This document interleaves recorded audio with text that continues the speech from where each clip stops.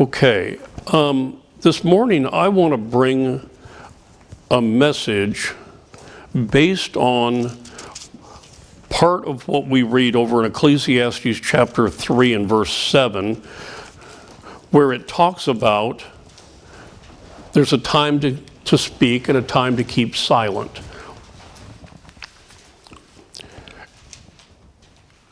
And there's no real reason that I'm bringing this. It's just a topic that I find interesting and important. I think we should probably cover it.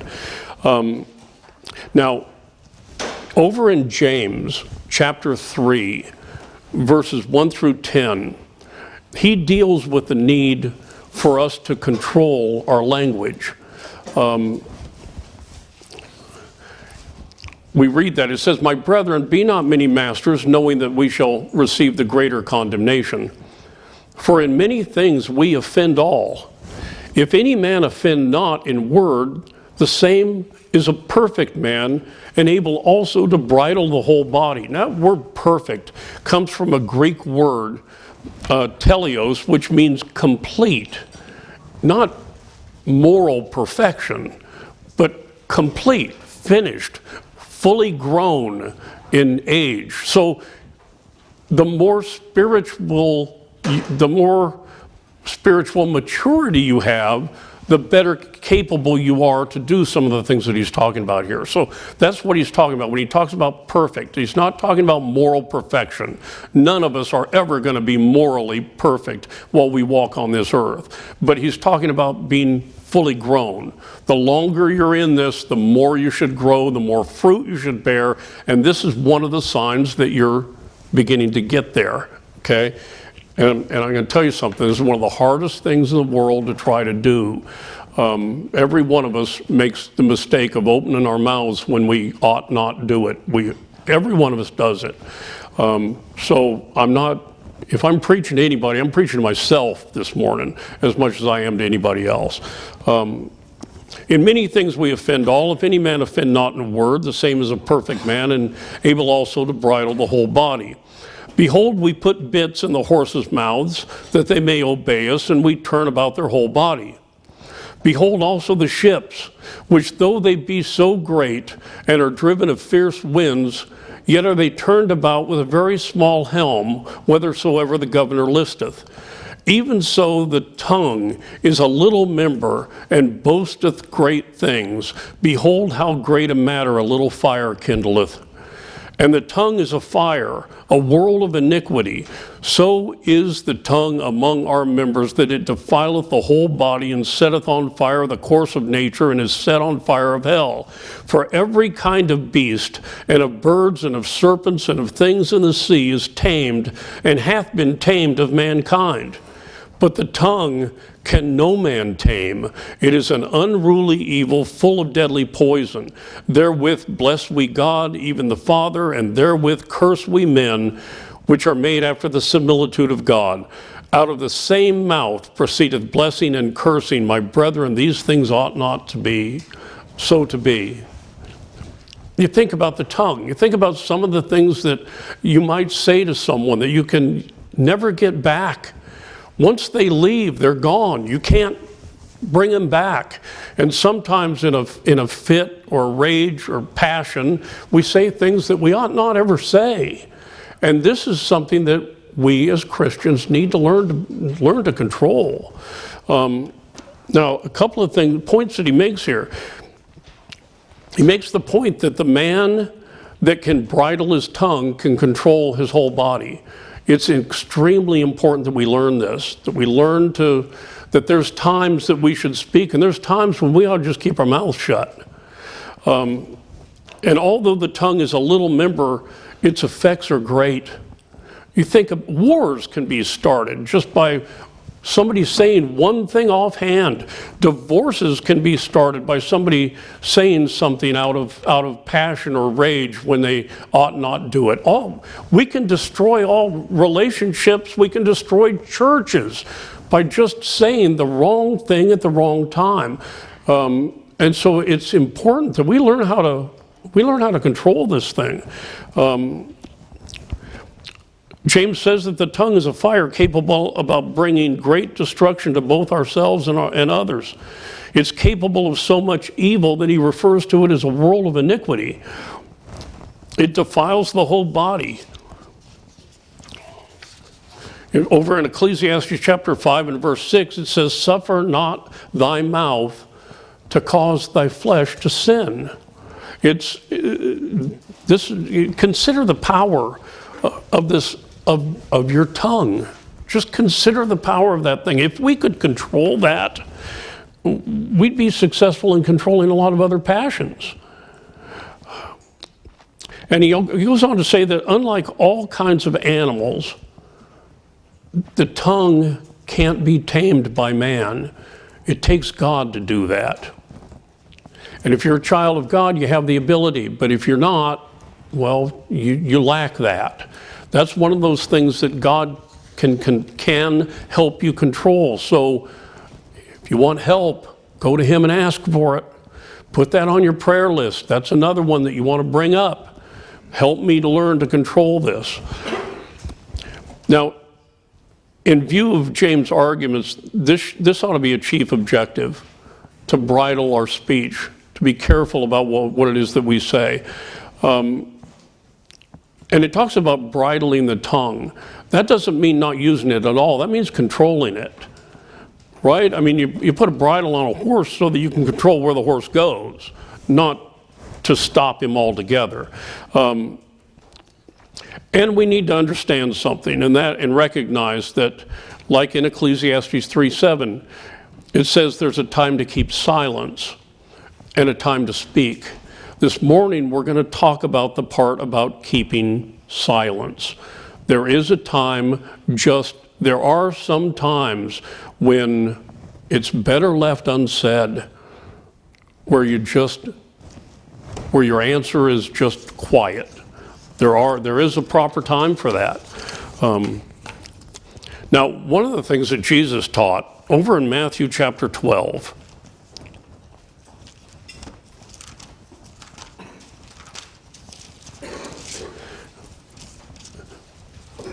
Matthew 12 and verse 36 and 37. "But I say unto you, that every idle word that men shall speak, they shall give account thereof in the day of judgment. For by thy words thou shalt be justified, and by thy words thou shalt be condemned." Every idle word that you speak, you're going to give an account for it.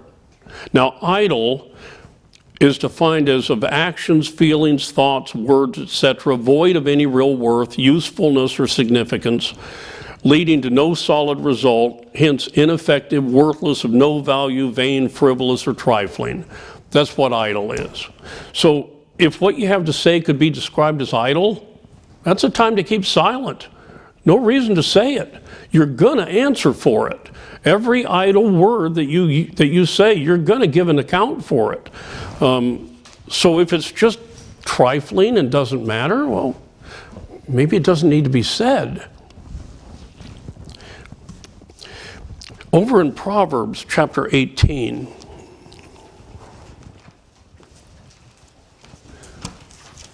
and I've stepped in this hole more than once, not in a while, but I have. Proverbs chapter 18 and verse 20. It says, "A man's belly shall be satisfied with the fruit of his mouth, and with an increase of his lips shall he be filled." Gaining the mastery of your tongue is going to be beneficial to your livelihood. You may not realize that, but it is. What you say can get you a job. It can get you a promotion. It can get you a raise. What you say can also cost you a job, cost you a promotion, or cost you a raise. So it's important to know what to say and when to say it and when not to say anything. So it's wise to know when to speak and when not to. Now, I've got a bunch of verses here. I'm just going to read. You don't need to turn to them. I'll just read them. I've got them on my outline here. But in many places, Scripture warns against unrestrained openness in communication. This is one of the things that we really need. You don't have to tell everybody everything you don't have to. You can tell the truth without telling everything. And we're going to show that. And the Bible refers to this. Over in Proverbs chapter 10 and verse 19, it says, "In the multitude of words there wanteth not sin, but he that refraineth," which means restrains his lips, "is wise." It's wise to know when to speak and when not to. Proverbs 13:3, "He that keepeth his mouth keepeth his life, but he that openeth wide his lips shall have destruction." Proverbs 17:27 and 28, "He that hath knowledge spareth his words, and a man of understanding is of excellent spirit. Even a fool, when he holdeth his peace, is counted wise, and he that shutteth his lips is esteemed a man of understanding." You look smarter if you don't say anything than if you talk all the time. Did you know that? Because people don't know what you're thinking. You could be the wisest guy, you could be the dumbest guy in the room and look the smartest just by not saying anything, because you don't give evidence that you're not the smartest guy in the room. Proverbs 21:23, "Whoso keepeth his mouth and his tongue keepeth his soul from troubles." Proverbs 29:11, "A fool uttereth all his mind, but a wise man keepeth it in till afterwards." You see, you don't have to say everything. You can answer a question without saying everything. Proverbs 29:20, "Seest thou a man that is hasty in his words? There's more hope of a fool than of him." James 1:9, "Wherefore, my beloved brethren, let every man be swift to hear, slow to speak, slow to wrath." And Ecclesiastes 5:3, "A fool's voice is known by the multitude of words." Now these are all pointing to the fact that there's a time to keep silent. And it's not wise to tell everything. There's some things that are better left unsaid.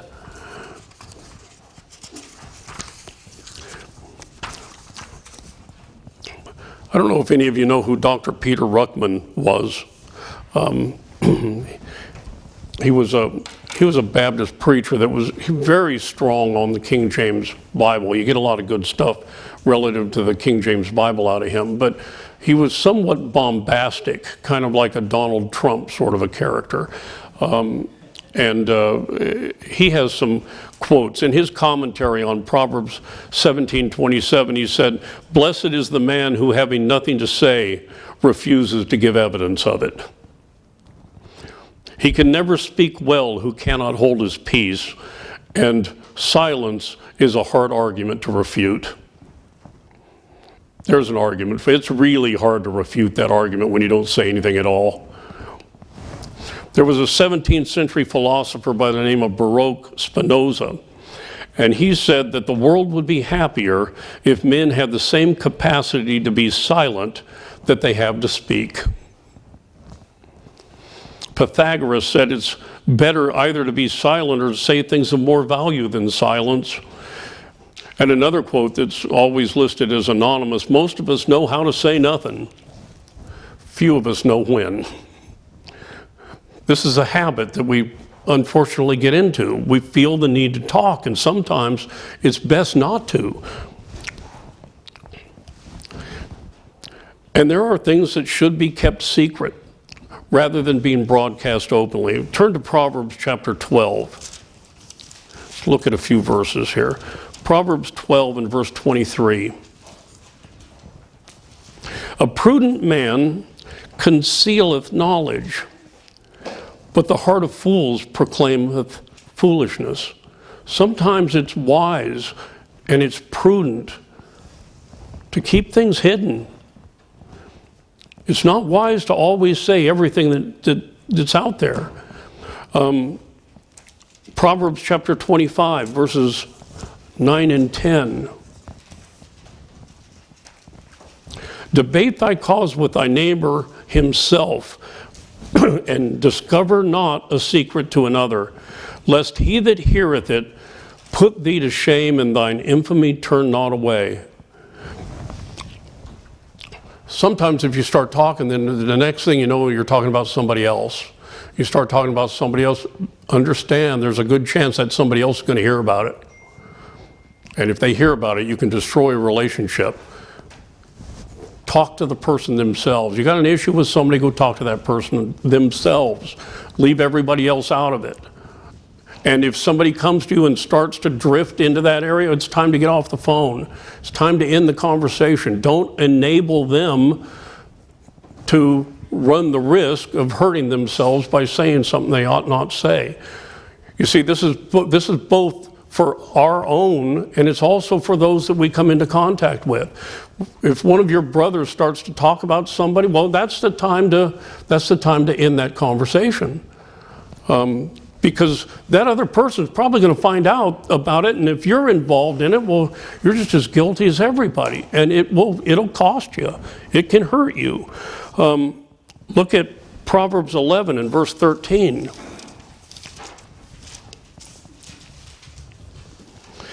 A talebearer revealeth secrets, but he that is of a faithful spirit concealeth the matter.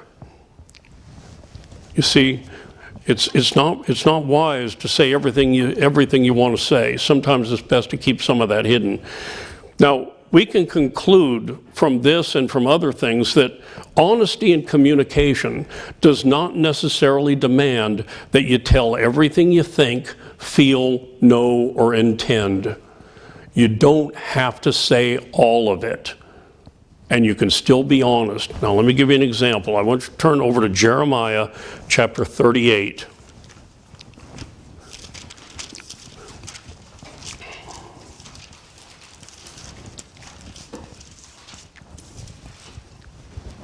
And we're going to begin at verse 24.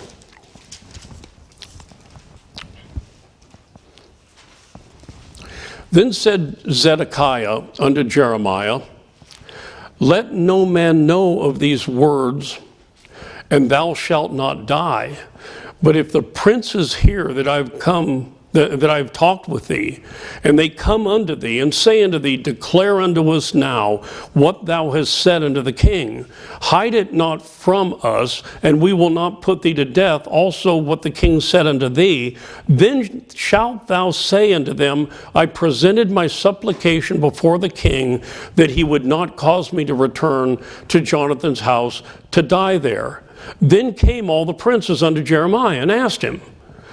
And he told them according to all these words that the king had commanded. So they left off speaking with him, for the matter was not perceived. So Jeremiah abode in the court of the prison until the day that Jerusalem was taken, and he was there when Jerusalem was taken. Now, Jeremiah and Zedekiah had a conversation. We're going to look at it here in a minute. And there was a lot more involved in that conversation than what Jeremiah was instructed to tell the princes when they came. He gave them part of it. He didn't tell them everything that he had told Zedekiah?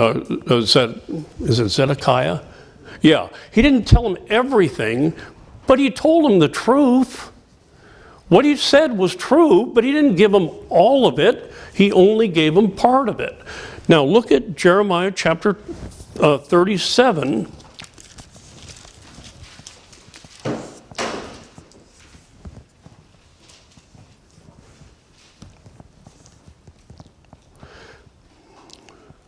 And let's go back to verse 16. I'm looking at verse 20, but let's go back to verse 16 to get the context. When Jeremiah was entered into the dungeon and into the cabins, and Jeremiah had remained there many days, then Zedekiah the king sent and took him out, and the king asked him secretly in his house and said, is there any word from the Lord? And Jeremiah said, there is, for he said, thou shalt be delivered into the hand of the king of Babylon. Moreover, Jeremiah said unto the king Zedekiah, what have I offended against thee, or against thy servants, or against this people, that you put me in prison? Where are now your prophets which prophesied unto you, saying, the king of Babylon shall not come against you, nor against this land? Therefore hear now, I pray thee, O my lord the king, let my supplication, I pray thee, be accepted before thee, that thou cause me not to return to the house of Jonathan the scribe, lest I die there. Now notice what he said. Babylon is going to come and destroy you, and the prophets that you've been listening to have been lying to you. But when the princes came to Jeremiah, he didn't tell them that part, did he? No, he only told him the part about Jonathan's house, the scribe, or he would die there. He told him the truth, but he didn't tell him all of it. You see, you can tell the truth without saying everything. One of the things that I learned in my prior profession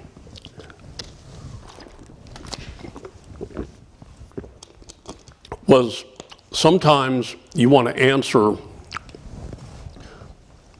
with as few words as you possibly can, especially if you realize that the person asking the questions is an adversary.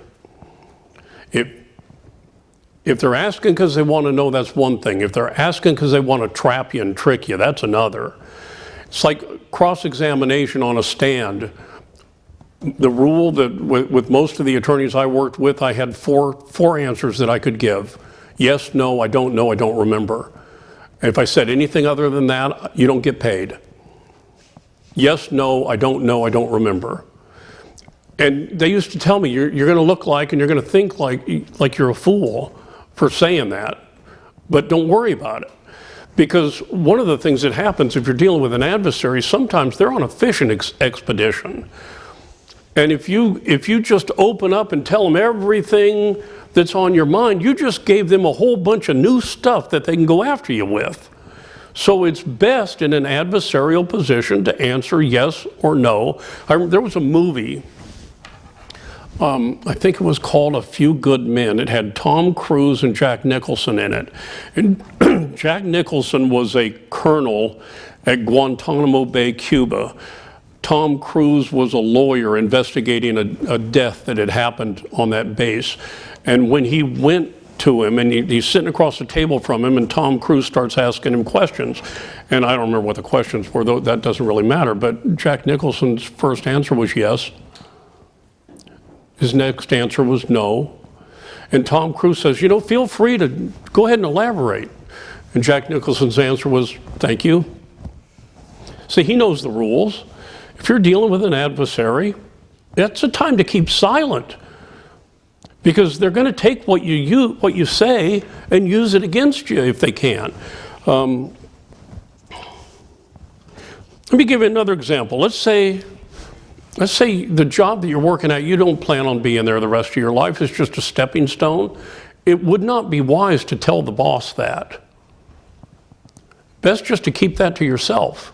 Because my dad, he started out as a mechanic on airplanes when he first moved to California around the time of World War II. They wouldn't take him in the military. He was legally blind in one eye, so he didn't have any peripheral vision. He couldn't tell distances. So he couldn't pass a combat physical, so they wouldn't take him in the military, so he ended up working for a defense contractor out in California. He didn't intend to do that for the rest of his life. That wasn't what he wanted to do, but he stayed there for almost 40 years and retired. You never know how things are going to twist and turn and change, so you may not plan on being there forever, but it would be unwise to tell somebody that. Just keep that to yourself. Something else, there's a lot of unnecessary talk that arises from the feeling that we need to justify our actions. And here's an example for you. Ever given somebody an explanation as to why you weren't there to answer the phone when they never asked for it? I'm really bad about that one. Back when I was a child, growing up in the 50s and 60s, I think they called that the Bronze Age, if I'm not mistaken. And yes, dinosaurs were extinct by then. We had electricity and we had running water, and we had telephones. And if you called somebody on the telephone, you had three options, and only three.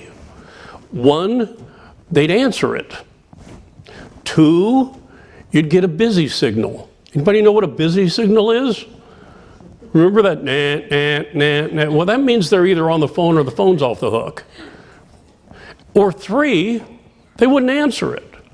We didn't have cell phones back then. The first commercially available cell phone was in the early 1980s. It weighed like 2.5 pounds.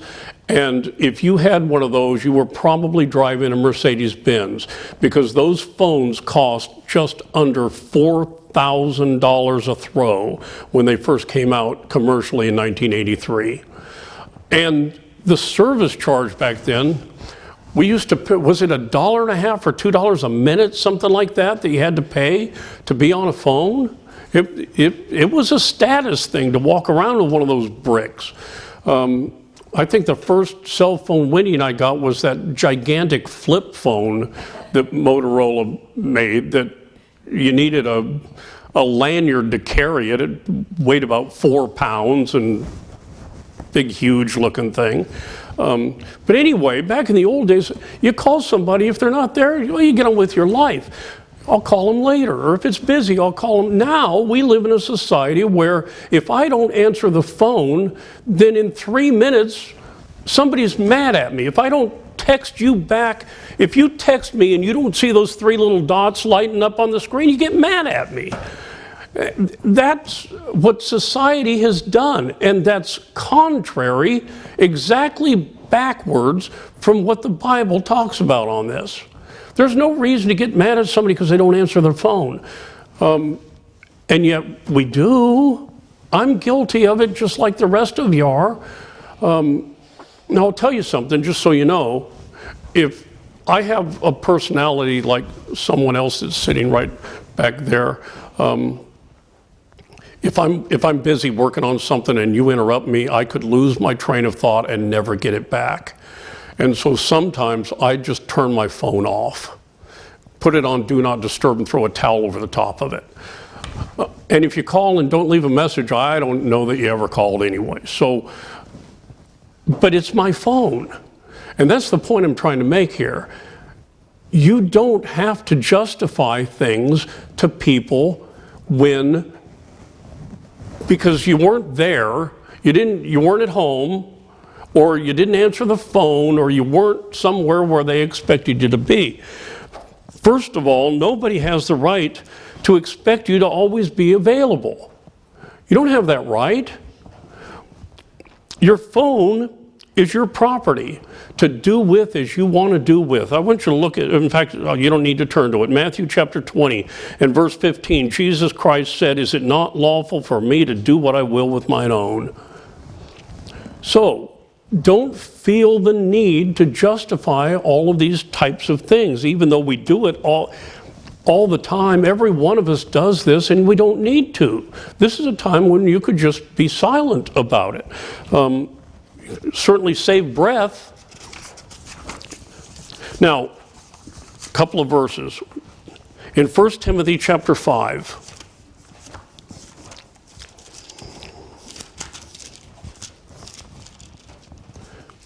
in verse 14, we're told, I will therefore that the, wait a minute. Yeah, I will therefore that the younger women marry, bear children, guide the house, give none occasion to the adversary to speak reproachfully. So we're supposed to live as to not give occasion to our adversary to speak reproachfully. Titus chapter 2, verses 7 and 8. In all things showing thyself a pattern of good works, in doctrine showing uncorruptness, gravity, sincerity, sound speech that cannot be condemned, that he that is of the contrary part may be ashamed, having no evil to say to you. So we're supposed to do that. But you know what else? You see, there's no place in the Bible where it says, thou shalt answer your phone. This is one of my pet peeves, if you haven't already figured that one out. It doesn't say that. It's not a sin to not answer your phone. It's not a sin to not answer the door when a salesman shows up. You can answer the door if you want to, or you can just ignore it. chances are the salesman's going to knock on the door. You're going to waste a half an hour of your time listening to his spiel and then tell him no thanks when you just gave away a half an hour of your time. Just don't answer the door. That's not a sin. You know what is a sin?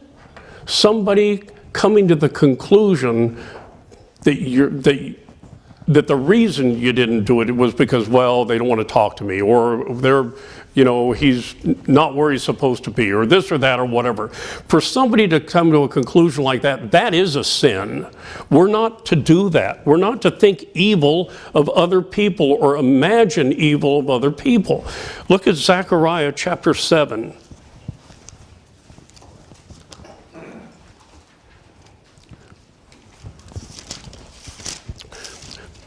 So if you text somebody and they don't text you back within 3 minutes, don't get mad at them. They might be busy. Zechariah chapter 7 and verse 10. And oppress not the widow, nor the fatherless, the stranger, nor the poor, and let none of you imagine evil against his brother in your heart. Don't do that. That's a sin. Look at chapter 8 and verse 17. And let none of you imagine evil in your hearts against his neighbor, and love no false oath, for all these are things that I hate, saith the Lord. So if somebody's not available, they're not available. They may have something going on in their life that they just don't have the time. And don't be quick to put the worst construction on another person's actions. Remember, look at 1 Timothy chapter 6. We excluded a brother for this one. 1 Timothy 6, verses 4 and 5. He is proud, knowing nothing, but doting about questions and strives of words, whereof cometh envy, strife, railings, evil surmisings, perverse disputings of men of corrupt minds, and destitute of the truth, supposing that gain is godliness. From such withdraw thyself. Evil surmising is the framing of conjectures, suspicions, especially of evil. Evil surmisings are suspicions of evil not based on proof. If you don't have proof, don't think ill of one of your brothers. Don't ever do that. Or anybody else, for that matter of fact. Only people of corrupt minds do that. That's evil surmisings. That's an excludable offense. So you see, you don't owe somebody justification because you weren't home. You weren't home. It's that simple. So somebody calls, leaves a message, just call them back. I'm returning your call. That's simple. Now, too much talking often is a manifestation of anxiety or nervous energy. It's kind of like a compulsive habit. And it's the very opposite of peace. There are times when we just have to learn to keep silent. Plato, the ancient Greek philosopher Plato, he said that wise men talk because they have something to say, and fools because they have to say something. Remember, if what you say is considered idle, it's probably best not even to say it.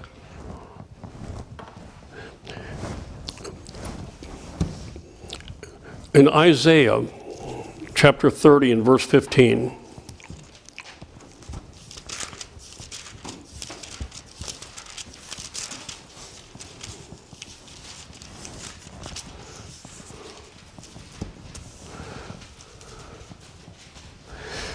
thus saith the Lord God, the Holy One of Israel, in returning and rest shall ye be saved. In quietness and in confidence shall be your strength.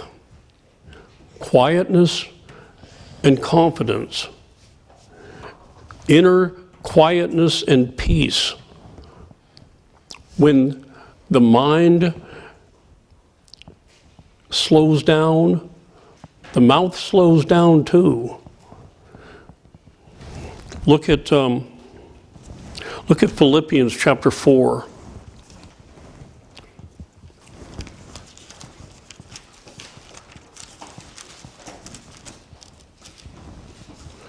Verses 6 and 7.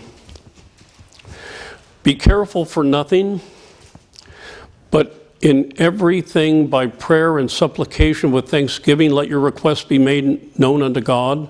And the peace of God, which passeth all understanding, shall keep your hearts and minds through Christ Jesus. Sometimes we just need to calm down. And when you calm down, then the rest of it calms down as well. And I made this point earlier, I'm going to make it again, and that is that when you give too much explanation to an accuser, you give them more to use against you. You just open up a door that gives them the ability to come back after you. And this is one of the reasons that Christ himself didn't answer his accusers. Think about that. He was on trial. He didn't answer their charges. Look at Matthew chapter 26.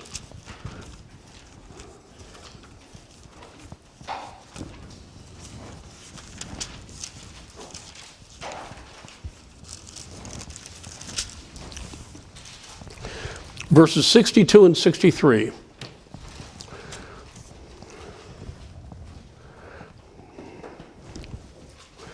And this is before the high priest. And the high priest arose and said unto him, speaking to Jesus, answerest thou nothing? What is it which these witnesses against thee? But Jesus held his peace. And the high priest answered and said unto him, I adjure thee by the living God that thou tell us whether thou be the Christ, the Son of God. He didn't say anything because he's an accuser. Jesus knew that all he wanted to do was try to get something out of him that he could use against him, so he just didn't say anything. He didn't speak a word. Look at Matthew 27, 12 through 14. And when he was accused of the chief priests and elders, he answered nothing. Then said Pilate unto him, hearest thou not how many things they witness against thee? And he answered him to never a word, insomuch that the governor marveled greatly. Now that's what the Lord did with an accuser. That's a pretty good picture to follow. The more you give them, the worse things are going to get. Let me give you an example. Let's say you have a family member that gets upset with you because they find out that you don't celebrate religious holidays. You don't do Christmas, you don't do Easter, and they get mad at you and get upset with you. There's nothing that you can say that's going to convince them that you're right. Trust me, there's not a thing in the world that you can say because they don't care about knowing whether you're right or wrong. They've taken the role of an accuser. So you may as well just tell them, I just don't want to, and get on with your life as to try to explain it because they don't care. And all you're going to do is open the door and make it worse. Now you've called him a pagan. That's a really good way to establish a good relationship with somebody, isn't it? Isn't it best just to say, I don't want to? You know, the Bible doesn't command me to do it, so I don't want to do it. Done. And someday, if they really want to know, you'll be able to tell. But calling them names doesn't, trust me, I know. We've had bad, how long we've been married now? Almost 37 years? And a relationship was destroyed 37 years ago and still comes up.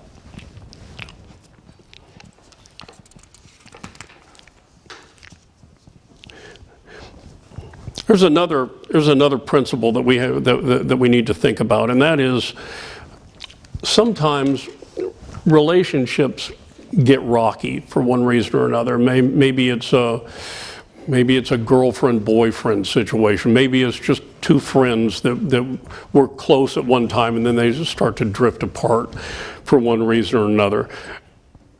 And sometimes it's best then that if things start to, sometimes it's best just to leave that alone. Sometimes it's better not to even know why. There are times when it's best just to leave it be. Sometimes maybe an explanation is warranted, but other times maybe not. Maybe there's something about you that other person just isn't compatible with. And rather than tell you, if they tell you it's going to hurt, sometimes it's not a choice between hurt and no hurt. Sometimes it's a choice between less hurt and more hurt. And so why hurt somebody? There's no reason to do that. And so sometimes that might be the case. Romans 15:7 says, "Wherefore receive ye one another as Christ also received us to the glory of God." We're to receive all of our brethren in the Lord. We're to perform the services of Christian brotherhood to them. But that doesn't mean we have to be chief friends with them. A friend is defined as one that's joined to another in mutual benevolence and intimacy. And there are varying degrees of friendship. We're more intimate with some people than we are with others. And that's our right. We're allowed to do that. Scripture speaks of familiar friends over in Job 19 and verse 14. It speaks of inward friends in Job 19:19, and chief friends in Proverbs 16 and 28. Familiar, inward, and chief friendship requires something. It requires the right chemistry, it requires common interests, and it requires an investment of time and energy in order to develop. Most of us don't have very many of those. I can count on one hand the number of chief friends that I've had probably my entire life. You just don't have that many of them, and no one is owed that. We have a very limited capacity for that, and it takes two people that want to form it. It's not just something that can be assumed. And people have a right of choice here that has to be respected. No one owes you familiar friendship. And if you try to force it and they don't reciprocate, well, now you're going to get hurt. It's best to just be distant and friendly than it is to be enemies, isn't it? Look at Genesis chapter 13, verses 8 and 9.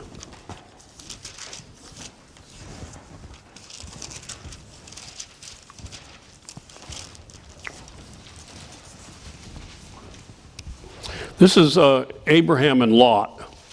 Abram said unto Lot, "Let there be no strife, I pray thee, between me and thee, and between my herdmen and thy herdmen, for we be brethren. Is not the whole land before thee? Separate thyself, I pray thee, from me. If thou wilt take to the left hand, then I'll go to the right. Or if thou depart to the right hand, then I will go to the left." You see, there was starting to get tension between these two brothers. And so it was best for them to separate than it was to create strife that was going to tear them apart. And so in a situation where someone might be pulling away, maybe it's best that they do. Maybe it's best to just let it go. Now, there might be a possibility that they're doing that just to be mean and spiteful, but that's not necessarily the case. There could be thousands of good reasons why they're not explaining what's going on. They might be trying to spare you from being hurt.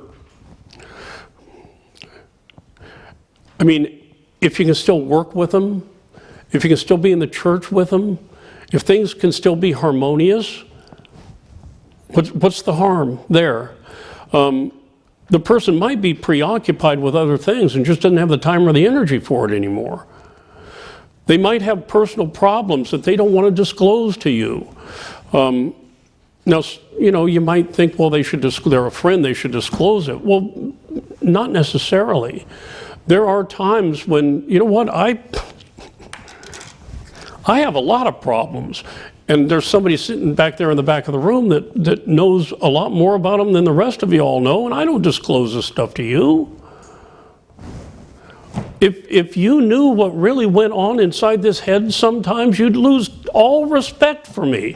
I couldn't stand up here and be your pastor. I'm just a guy. But if I let you know how much of just a guy I am, that's not going to go over well. Sometimes it's best for me to just deal with this by myself with the wife that God gave me to help me get through it, the one that always points out the warts to me. And we are allowed to bear our own burdens without necessarily having to bring other people into it. If you want it. If you want somebody's help, you can ask for it, but you're not required to. You remember about a month ago, I did that sermon on the crime of meddling. And since then, I have not seen anybody with blue thumbs. So I'm assuming either you understood the sermon or you didn't buy the hammer, one or the other. But you see, it's not our place to get involved in something. If you could really insult someone badly by sticking your nose in where it doesn't belong, and you could blow up a relationship. Sometimes things, ships go different directions. And you don't want to end up being a busybody in somebody else's matters by insisting on helping them when their help isn't wanted. And you know, another question, I think I brought this up during that sermon. We should pray for one another. We don't need to know what's going on in everybody's lives in order to pray for them. I don't know what's going on in everybody's lives. I know some things from some people, but I don't know everybody's issues. But you know what? Everybody has issues. So that doesn't stop me from praying for you. And God knows what your issues are. He knows what you need. You can still pray for somebody without knowing what's going on in their life. You know, another one, the person might have a problem with a personal sin issue that might be coming to the forefront here. There might be something that pushes them into a direction that they don't want to go. Or in the case of a pastor, one of the burdens of being a pastor is we can't have friends our friends have to be outside the church, because otherwise familiarity, I know I mispronounced that word, but it breeds contempt. If you get too close to a guy, you find out who that man is. Like I said earlier, I have issues. Everybody starts to find out what my issues are, and it can damage my relationship with you as a minister. So we stand back. We have to. It's something I was warned of when I was ordained, and it's something that I've learned the lesson the hard way in some respects, that if we get too close to folks, it harms our relationship with them. All of a sudden, we don't look like a pastor anymore. Now we just look like Jim. And you lose the ability for them to actually listen to you. They lose respect for you.